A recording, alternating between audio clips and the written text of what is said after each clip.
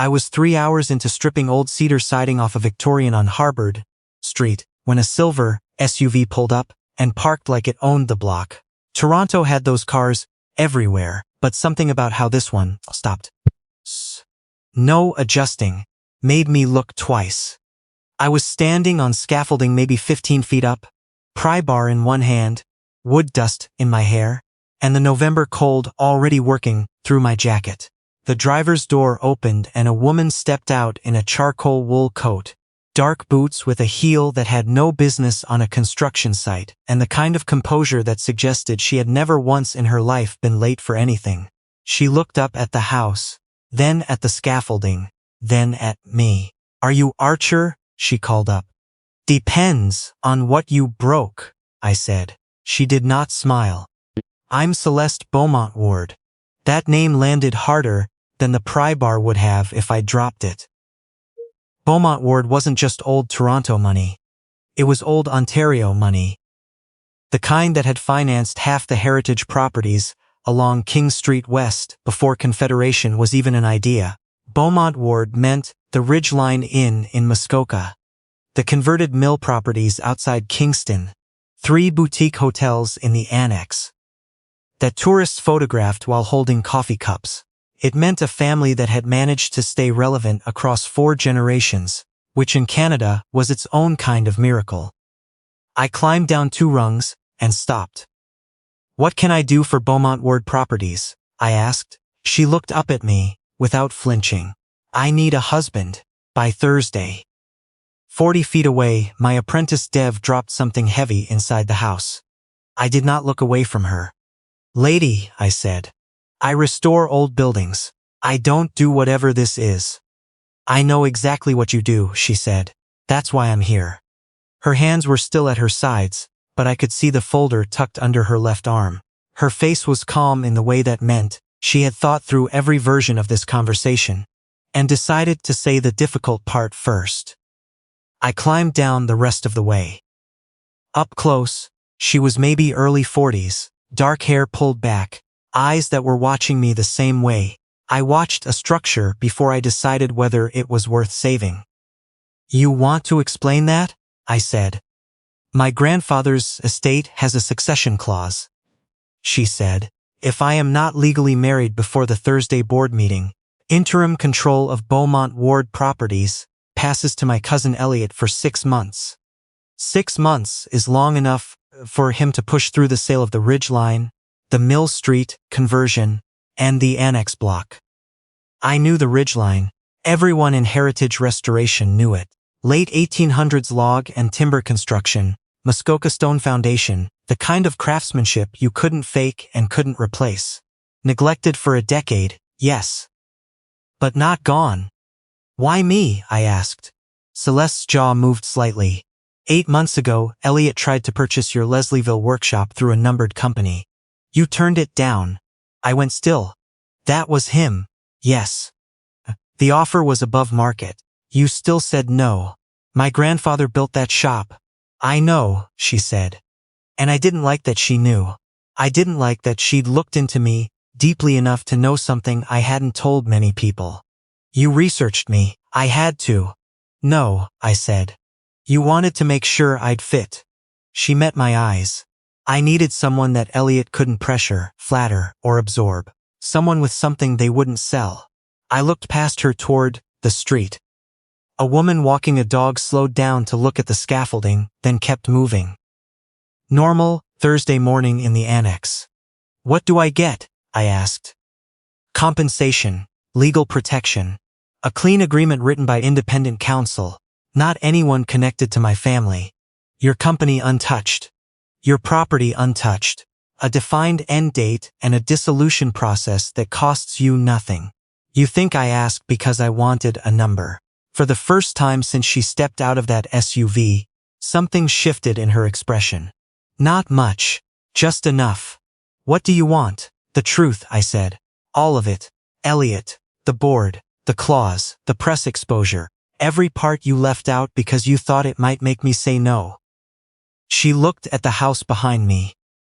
At the exposed cedar, the drop cloths, the evidence of something being carefully taken apart, and put back together. And then she looked back at me. The Ridgeline Inn was where my mother spent the last summer she was well, she said. Her voice stayed level, but the words cost something. She used to sit on the lower porch in the mornings and watch the lake. My grandfather had already started drinking by breakfast back then. He was not a good man in private. But those buildings, the Ridgeline, the mill, the annex block, they were built with care. They were built to last. Elliot doesn't see that. He sees what a developer will pay per square foot by spring. The November wind moved through the scaffolding above us. Old wood didn't lie about what it had witnessed. Neither, I decided, did the way she said her mother's name without saying it at all. You understand that if I say yes, your family mess becomes my public business. Yes. My crew. My clients. My name in the same sentence as whatever lawsuit Elliot decides to file. Yes. And if this falls apart, people won't say you chose me for my integrity. They'll say you bought a guy off a scaffold. Something moved in her jaw. I know. I studied her for another second. All right, I said. She blinked. I'll hear the rest of it. And if I say yes, I have one condition. What condition? You come to my workshop first. You meet the people this involves. You stand where I stand before we go anywhere near a courthouse. Celeste looked down at her boots, then at the mud near the curb. Fine. Not fine, I said. This isn't a formality. You meet my guys. You see what you're asking me to risk. Then we talk. She looked at me for a long moment. Something that wasn't quite relief but was close to it crossed her face. All right, Archer. Behind me, through the open window above, Dev said very quietly, what is happening right now? I ignored him. Celeste was already checking her watch. I need to leave by noon. I looked up at the scaffolding, then back at her. Of course you do. Archer. Yeah. Bring government ID. I laughed once because there was nothing else reasonable to do. 20 minutes ago, my biggest problem had been a stubborn strip of cedar that didn't want to release from a 110-year-old wall. Now Celeste Beaumont-Ward needed a husband by Thursday, and I was somehow the closest person to yes. I changed in the back of my truck while Dev held a tarp like he was conducting an outdoor theater production. Clean jeans, a navy work shirt I kept for client walkthroughs, boots I wiped down with a rag and made arguably worse. I still had sawdust under my collar, and there was nothing to do about the calluses on my hands. But Celeste hadn't come looking for a bank. She was standing beside the SUV on the phone, speaking the way people speak when they are pretending to be calm. Because being anything else costs too much right now. No, Lawrence. He hasn't agreed to anything yet. I met him 40 minutes ago. A pause. I understand the timeline. She hung up. Lawrence, I said. My solicitor. Does Lawrence know you're recruiting husbands from renovation sites? He advised against that specific phrasing. I opened the passenger door myself before her driver could move. She went around the other side and immediately handed me a heavy envelope. What's this? Prenuptial agreement, interim arrangement terms, independent counsel waiver, property protections, and the dissolution schedule. I stared at her. That was almost tender. It isn't. I got that from the dissolution schedule. She looked like she wanted to be irritated, but didn't have the bandwidth. Archer. The board meeting is Thursday at 2. The courthouse appointment Lawrence booked is Wednesday at 11. Before that, you need a lawyer who has never worked with my family. Abby. Because your lawyer arranged it. Because I told my lawyer to. I went through the papers without pretending I understood every clause. But what I understood was this. My company stayed mine, my Leslieville shop stayed mine, my house in East York stayed mine, and Celeste had already built a legal wall around me before I'd said yes to anything. That was either very calculated or very decent. Possibly both. You're protecting me pretty carefully for someone who just needs a signature, I said. She looked out the window as the city moved past. I told you I needed help. Not a casualty. She didn't argue about the workshop. That mattered. My shop was off Carlaw Avenue, a low brick building my grandfather had originally used for furniture repair, which my father had converted for restoration work, and which I'd been running for 7 years, even though my father had been gone for 4 of those years. The name had never changed. I wasn't ready to change it. Greer came out of the side door, wiping lacquer off her hand. She saw the silver SUV, then Celeste, then me stepping out in my better shirt, looking like someone had handed me news I was still processing. Her eyes narrowed. Are we being audited? Worse, I said. I'm getting married. Greer stopped wiping her hands. She looked at Celeste, then back at me. You hit your head on the scaffolding. Not today. Celeste stepped forward. Celeste Beaumont-Ward. Greer looked at the wool coat. Looked at me. You sure about this? Not even a little, I said. Celeste absorbed that without flinching. Greer took a step toward her. Are you in trouble? Something in Celeste's face shifted, not a lot. Just at the edges. Yes, she said. Quietly, straightforwardly. Greer nodded once, like that closed the matter. Then, Archer will sort it. She went back inside. I walked Celeste through the shop. The bandsaw was running in the back.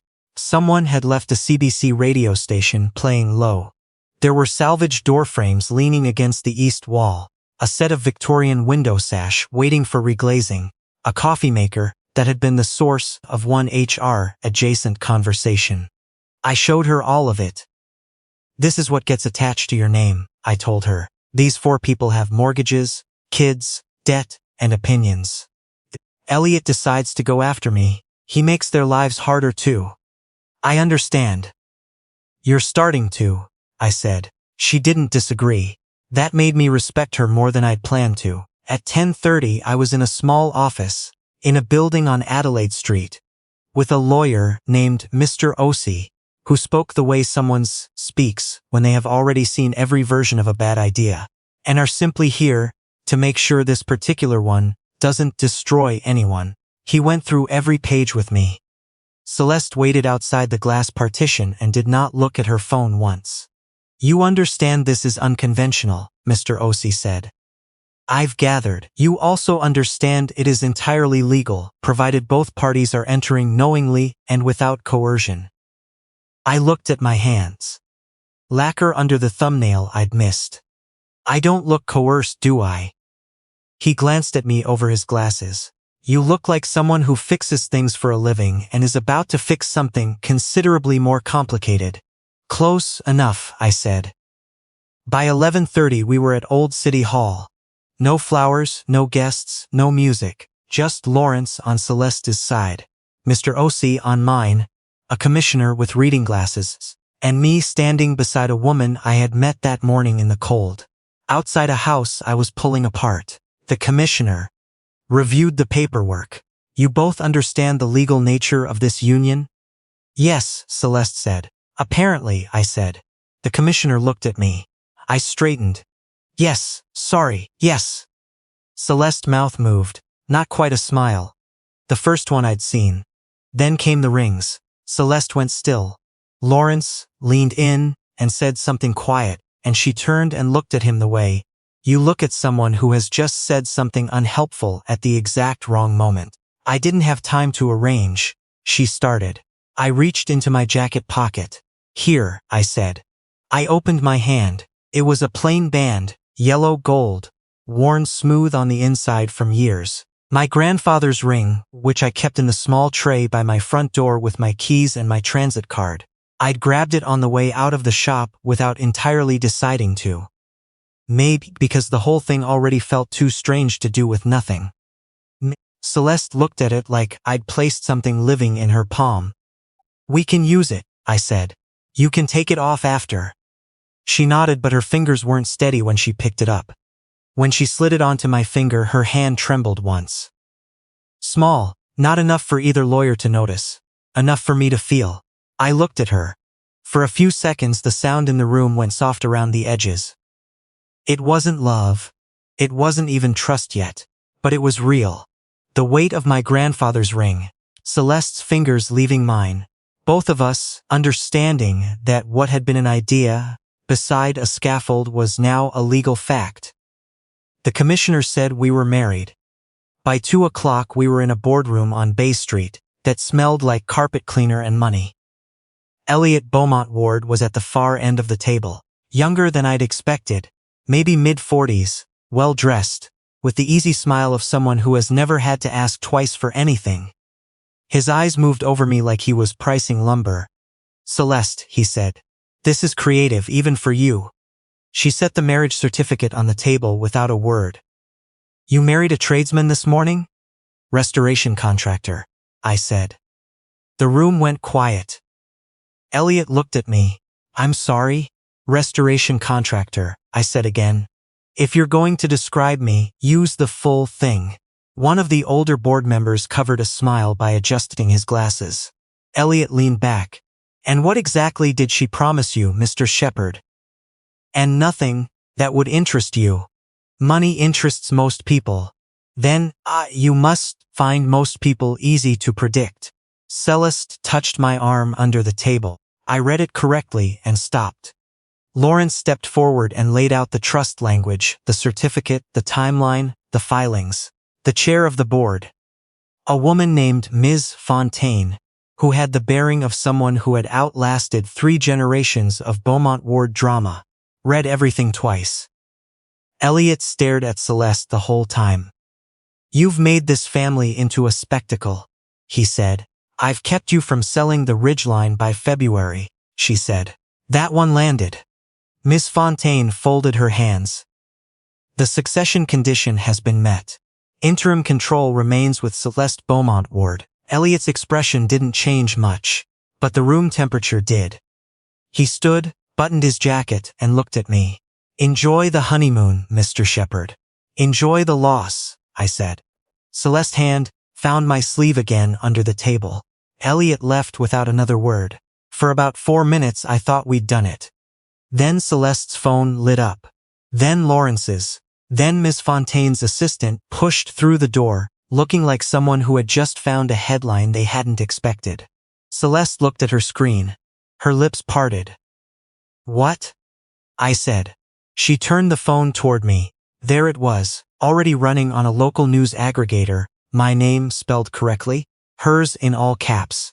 Beaumont-Ward Hiras's courthouse marriage, slammed as fraudulent by Family Insider. "Elliot," she said.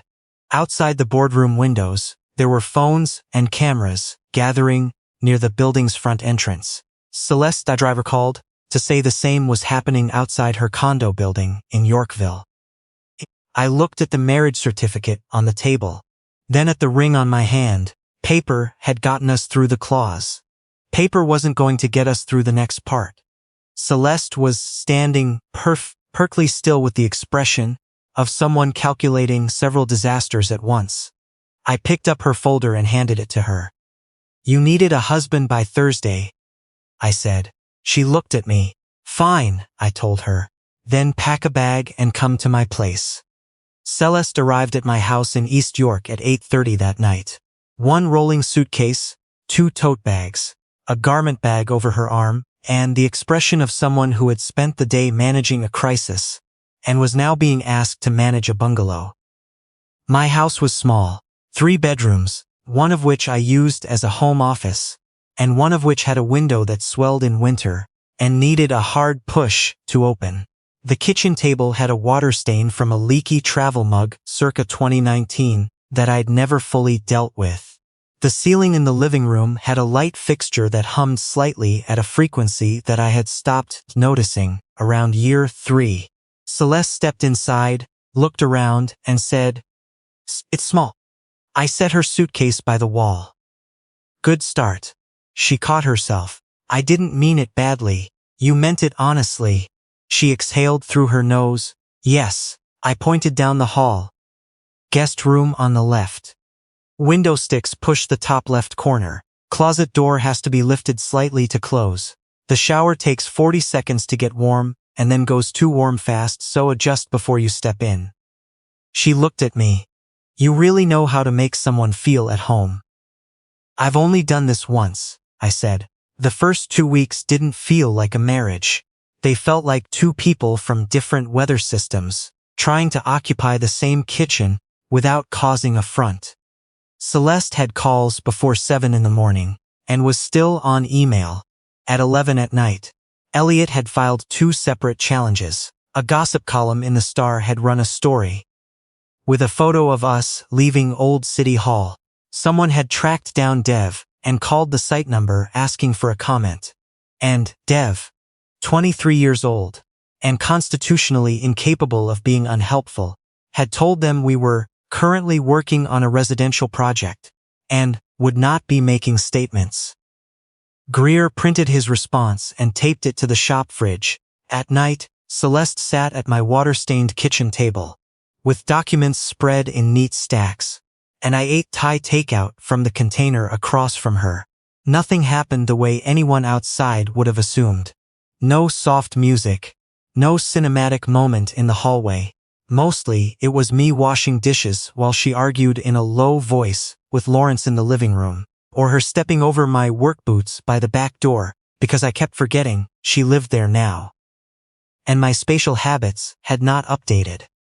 But things shifted. Small things. She figured out the shower in 4 days, which I had taken 9. She started leaving her coat on the second hook instead of the first, which was the correct hook because the first one was warped and didn't hold properly, but which took visitors usually 3 or 4 cycles to discover. I noticed she drank her coffee black in the morning, and then at night, when she was tired and thought I wasn't watching, added a full teaspoon of brown sugar and stirred it longer than necessary.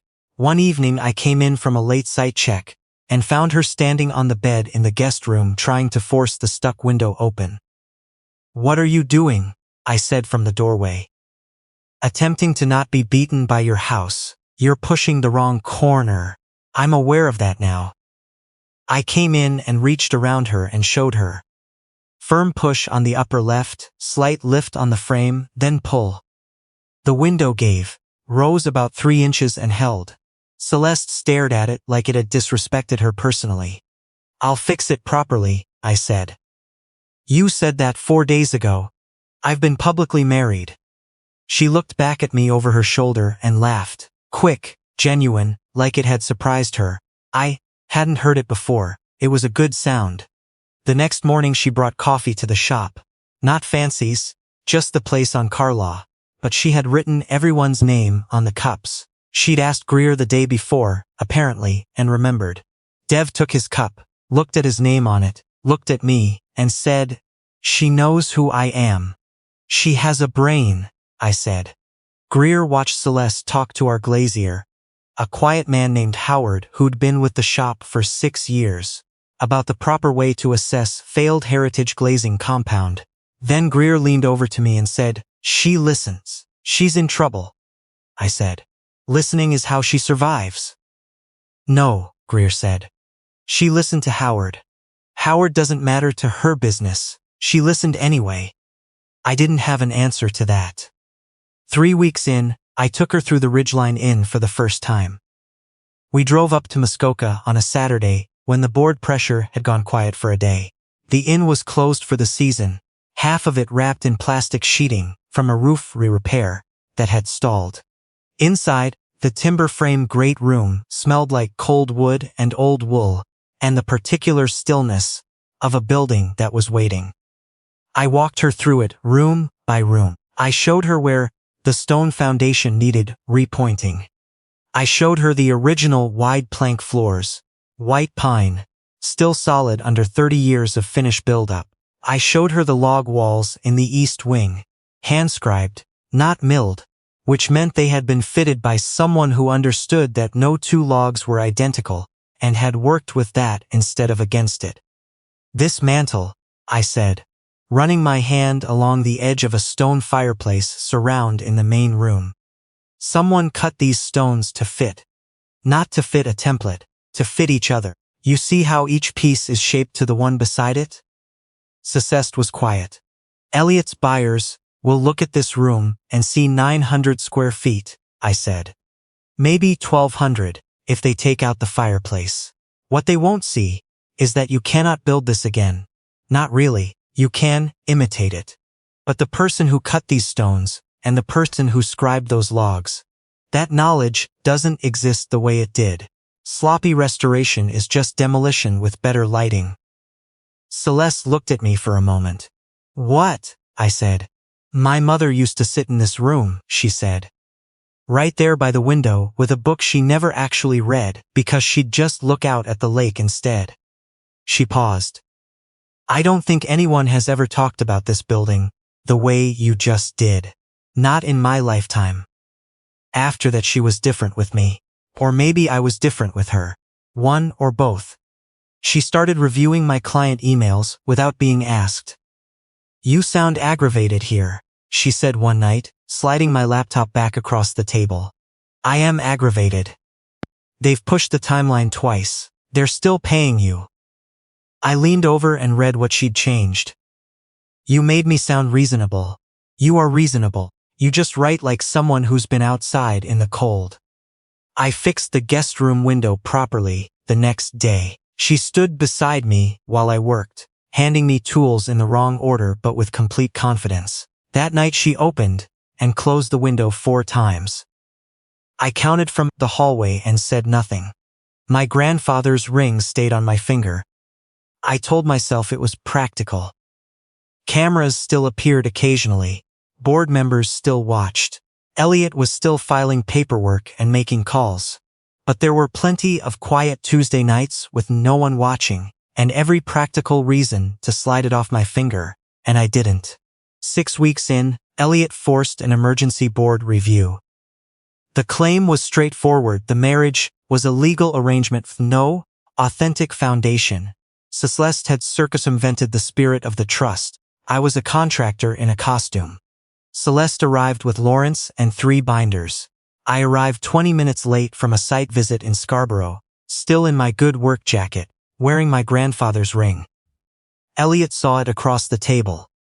The questions started carefully. Where did we live? How were finances handled? Did we intend to remain married past the succession requirement? Celeste's back went straight. Before she could answer, I leaned forward. That depends, I said. Elliot looked at me. On what? On whether Celeste stops using my side of the kitchen table as a filing system. I had a workflow before she moved in. Now every time I put something down it ends up under a legal brief. No one spoke for a moment. Miss Fontaine lowered her eyes. Not to hide a smile exactly. But close. Celeste looked down at the table, but the corner of her mouth moved. It sounded real, because it was real. Not in the way Elliot was measuring. Not in the legal brief version of real. Real in the way her coffee mug was beside mine every morning in the dish rack.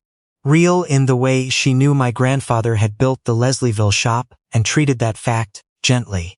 Real in the way I listened for her key in the lock at night and noticed when I heard it. The board did not give Elliot what he wanted. Afterward, Celeste and I ended up alone in a corridor outside the conference room. Lawrence had gone ahead. Elliot was somewhere behind us, already making calls. Celeste stood beside me with her arms folded, looking at the floor.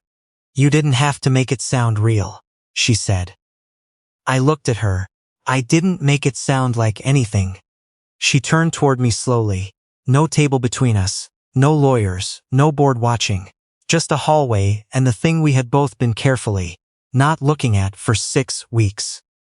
Archer, she said, quieter than usual. She stepped forward, put her hand against my chest, and kissed me. It wasn't for Elliot. It wasn't for the board. It wasn't for the camera someone might have been holding outside. It was the first thing between us that belonged to no one else. She stepped back and looked at me like she'd surprised herself. We should probably leave before they start charging us for the hallway, I said. She laughed. That same quick, real laugh from the guest room window. And her hand stayed against my jacket for 1 more second. On the drive home she sat in my truck instead of the SUV. Her shoulder was close to mine. Every red light felt longer than it needed to be. When we got back to the house, she put her bag down on the kitchen chair and stood there. Not nervous exactly. Waiting, be? To see what kind of man I was going to be about this. I took off my jacket and hung it over the back of the chair. We shouldn't rush it just because the courthouse got there first, I said. Her face did something quiet. I was hoping you'd say that. Don't look too relieved. I'm not relieved, she said. I'm just tired of everything in my life being decided before I get a say in it. So we took it slowly. She still slept in the guest room for a while. I still made the kind of coffee that required apology. She still adjusted my emails and pretended it was purely professional. But now, when she passed behind my chair, her hand touched my shoulder. When I came in late, she looked up from the table like she had been aware I wasn't there yet, but wasn't going to admit it. Some nights we sat on the back steps with tea, listening to the neighborhood settle in the dark, talking about nothing Elliot could file, and nothing Lawrence needed to know. The marriage stopped being a shield. It became a habit I didn't want to think about not having. And then something I didn't want to think about. Elliot kept pushing, but his moves got smaller. The board had seen enough. The trust requirement had been met, reviewed, challenged twice, and met again. Celeste had the votes she needed. The ridgeline stayed off the sale list. The Mill Street properties stayed intact. The annex block would be properly restored, which meant I would probably end up involved in it eventually. Which was not something I said out loud yet. On a Sunday evening in late February, I came home from checking a masonry repair in the West End and found Celeste at the kitchen table. No laptop, no phone, no Lawrence. Just one folder. She had changed out of her work clothes into jeans and an old Shepherd & Son hoodie she had located somewhere in my closet. The name was faded across the chest. Her hair was down. She looked like someone who had already had a hard feeling somewhere private and wasn't going to have it again in front of me. What's that? I asked. She pushed the folder across the table toward the empty chair. Annulment papers. The room went quiet except for the hum from the light fixture. I didn't sit down. Celeste folded her hands on the table. The terms are clean. Lawrence reviewed everything. But I also had outside counsel go through it. Your company, your house, your shop, the Leslieville property. All protected. No delay, no public statement unless you want one. No penalty of any kind. I looked at the folder. You practiced that? Yes? How many times? A pause. More than I'll tell you. I pulled out the chair and sat across from her. She kept going before I could speak. The clause has expired. Elliot's last challenge was dismissed. The board is stable. You did more than I had any right to ask. And I don't want you staying because this started in a specific corner and you feel responsible for how it ends. She stopped. I don't want you staying out of loyalty when you could be choosing something else. I watched her hold herself together. Celeste always led with the clean version, the version that left me the most room. I had come to understand that about her. It wasn't coldness, it was the opposite. You think that's what I'm doing? I said. I think you're a decent person, she said. And I think people sometimes confuse standing by something with actually wanting it. That one took a moment to land. I opened the folder. First page. Names. Dates. Legal language. My grandfather's ring caught the light when I turned the page. Celeste saw me notice. You can keep wearing it, she said quickly. It doesn't have to mean. I just meant you don't have to. I closed the folder. Pushed it back across the table. No, I said. She went very still. No, I said again. You showed up outside a house I was working on and asked me to trust you. I asked you for the truth first. You gave it to me, so here's mine. I leaned forward slightly. I don't want out. I don't want my table back. I don't want the guest room empty, or the dish rack down to one mug, or to find out about the ridgeline from someone else. I don't want to take this ring off and put it back on the tray by the door like none of this happened. Her eyes went bright. She didn't move. I had a quiet life before you, I said. Quiet isn't the same as what I want. She looked down at the folder, then pushed it toward the edge of the table like it no longer had anything useful to offer. I don't want out either, she said. It was barely above a conversation. That was the moment the arrangement ended. Not at Old City Hall, not in the boardroom, not because a date on a trust document had passed. It ended at my water-stained kitchen table, on a Sunday night in February, with a hoodie that said Shepherd and Son and a folder that neither of us wanted to look at anymore. After that, life didn't get simpler. It got ours. The Ridgeline restoration moved into planning that spring. My company grew faster than I'd allowed myself to expect.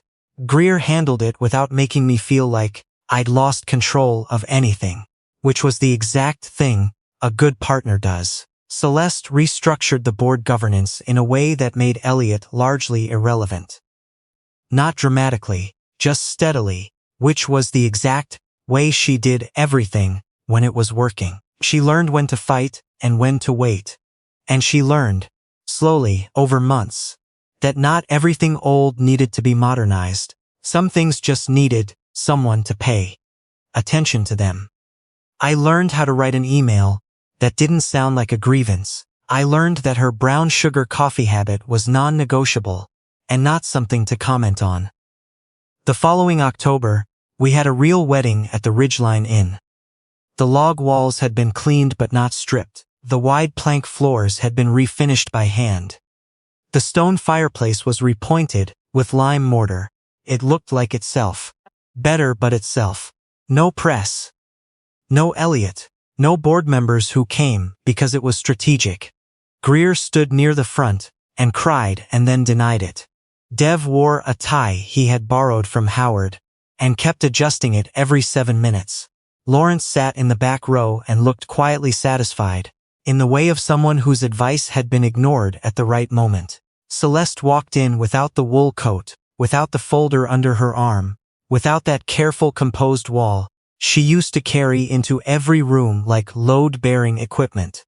She looked like someone who had put something heavy down. When the moment came, I used my grandfather's ring. Nobody said anything about taking it off afterward. Later, we stood near the tall windows of the great room, while the October light came through the old glass. Original glass, wavy, the kind that makes everything outside look like it's slightly underwater. And Celeste leaned into my shoulder like she had been doing it for years. Years later, when people asked how we met, she always went first. I needed a husband by Thursday, she would say. Then, and then I would tell them the rest.